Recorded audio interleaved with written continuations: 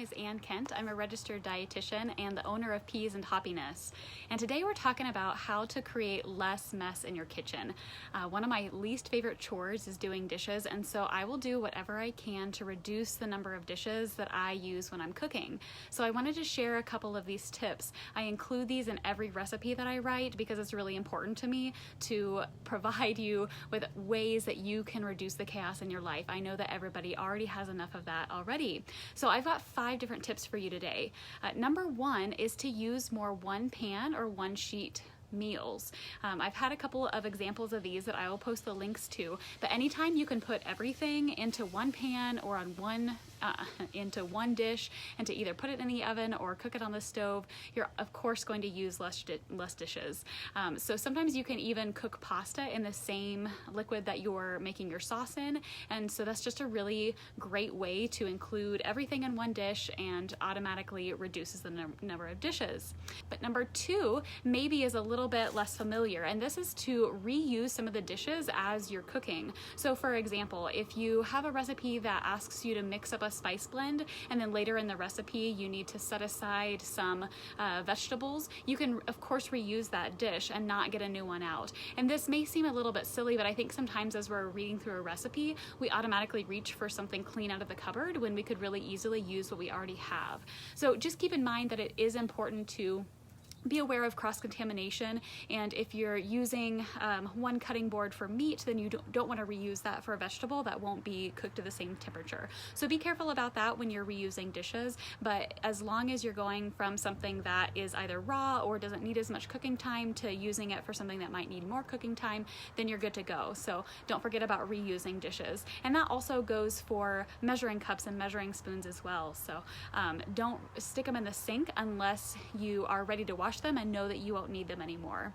Which this leads me to number 3. The third tip I have is to not measure ingredients that you don't need to. And this may not be as intuitive if you're new to cooking, but the more you get comfortable with this, the more you'll find that certain recipes, it's okay to use more of certain ingredients. The 2 things that I always recommend to measure, one is salt and the other is spicy things. So if you have a recipe that calls for cayenne pepper, make sure you're measuring it, or make sure you're being really careful with how much you put in, because those things a little bit can go a long way and you can actually ruin your dish if you're not too careful. But other than that, spices like basil or oregano, lots of those are just going to add more flavor for your dish, and it's hard to overdo some of those things. So you don't necessarily need to measure everything perfectly. A good tip is just to use the palm of your hand, pour a little bit in there so you can see about how much it is, and then throw it in your dish, but you don't necessarily have to get that 1 teaspoon exactly perfect. So number 4 is skip unnecessary steps in the recipe. And again, this might not be super intuitive, but this is something that I always incorporate into my recipes. So I'll give you a couple of examples. One would be when a recipe tells you to cut up your vegetable and then use a large bowl to toss it with the oil and seasonings.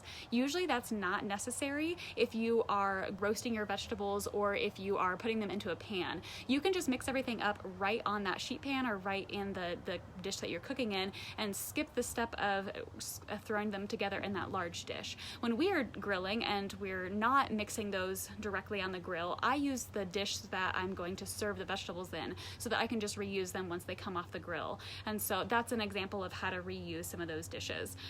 But there's a lot of times that recipes are going to tell you to set aside an ingredient, and you don't necessarily need to use a dish to do that. So if you can just set it aside on the side of your cutting board, again, that's going to reduce the number of dishes you're creating and to make everybody so much happier.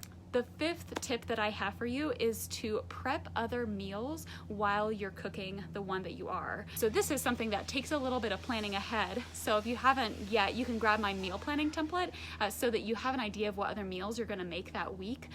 But this is one of my favorite tips to save you time on other days of the week in addition to saving you dishes. So if I've already got the cutting board out and I know that tomorrow I'm making a crock pot soup, I'll oftentimes cut up the vegetables that I need for the soup so that they're all ready to go so the crockpot meal is ready to go in the morning, and I don't have to get all my dishes out again tomorrow morning. So another thing that I like to do is to prep snacks. So for example, if I'm going to be draining pasta, then I will also use that colander to wash some fruit or wash some grapes, and then I'll put those in a separate reusable container in the fridge, and I'll use my colander that I just used for the grapes to then use for my pasta.